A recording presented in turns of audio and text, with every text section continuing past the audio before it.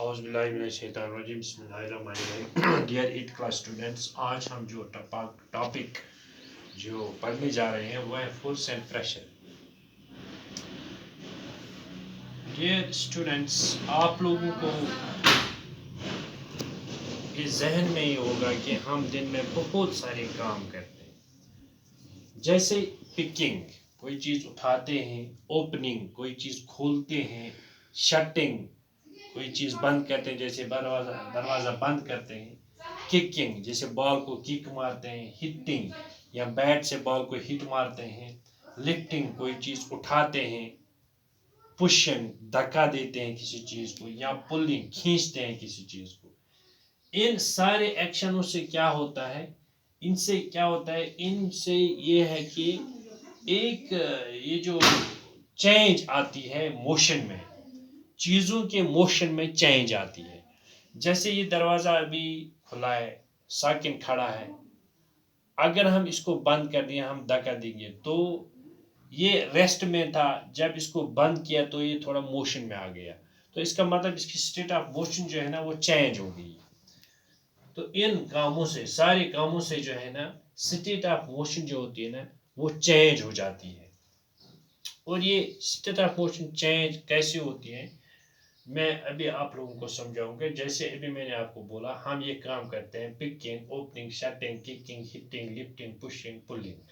اس سارے کام کرنے میں ہمیں تھوڑا محنت کرنی پڑتی ہے، تھوڑا انرجی لگانی پڑتی ہے. اسی انرجی کو ہم بولتے ہیں فورس، ہمیں تھوڑا فورس لگانا پڑتا ہے. تو ہم یہ بھی کہہ سکتے ہیں سائنس میں اے پش اور پل، کسی چیز کو کھینچنا یا کسی چیز کو دھکا دینا، اسی کو ہم بولتے ہیں فورس. اس کو ہم بولتے ہیں وداؤٹ فورس ہم کسی چیز کو پش نہیں کر سکتے ہیں، وداؤٹ فورس ہم کسی چیز کو کھینچ نہیں سکتے ہیں، وداؤٹ فورس کسی چیز کو ہم لفٹ نہیں کر سکتے ہیں، وداؤٹ فورس کسی چیز کو ہٹ نہیں کر سکتے ہیں، وداؤٹ فورس کسی چیز کو کک نہیں مار سکتے ہیں، کسی چیز کو کھول نہیں سکتے ہیں وداؤٹ فورس، کسی چیز کو پک نہیں کرتے ہیں. تو اس کا مطلب ان سارے کاموں میں جو ہے نا فورس کا استعمال ہوتا ہے. تو اب یہ فورس کیا ہے؟ پل اور پش، دھکا دینا، سائنس میں اس کو بولتے ہیں پل اور پش از کالڈ فورس.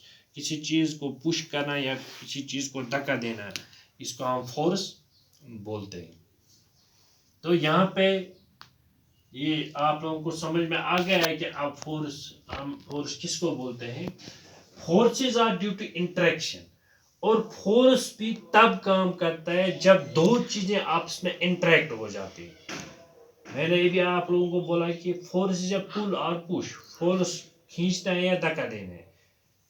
تو کھینچنے کے لیے، چلو میں اپنی مثال ہوگا، مجھے کسی چیز کو کھینچنا ہے تو اس کا مطلب مجھے اس کے ساتھ انٹریکٹ کرنا ہے، اس کے ساتھ چھیڑ چھاڑ کرنا، تب جا کے یہ کام ہو جائے گا.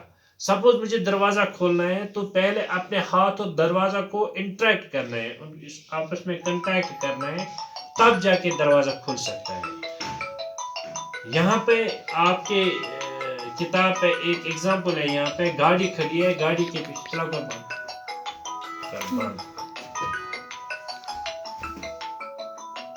اپنے چیپٹر میں آپ دیکھو ایک گاڑی کھڑی ہے، گاڑی کے پیچھے آدمی کھڑا ہے.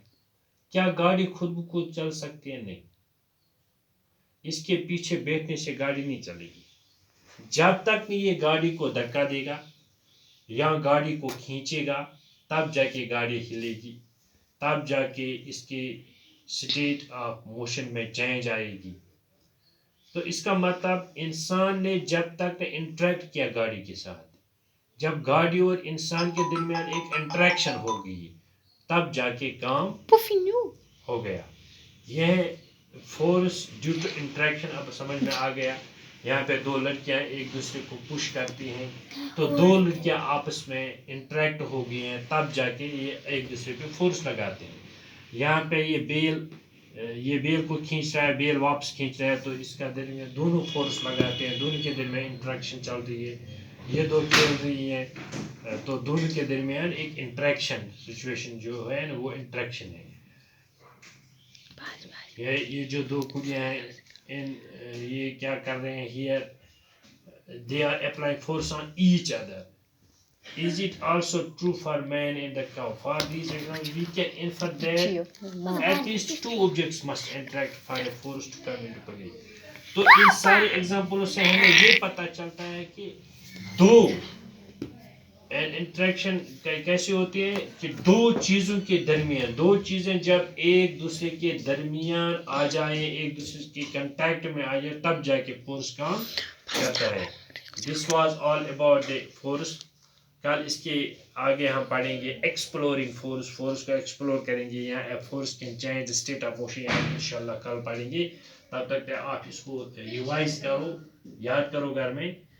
تو انشاءاللہ آج اتنا ہی. کل جا کے اور پڑھیں گے انشاءاللہ. تب تک کے لیے بائے.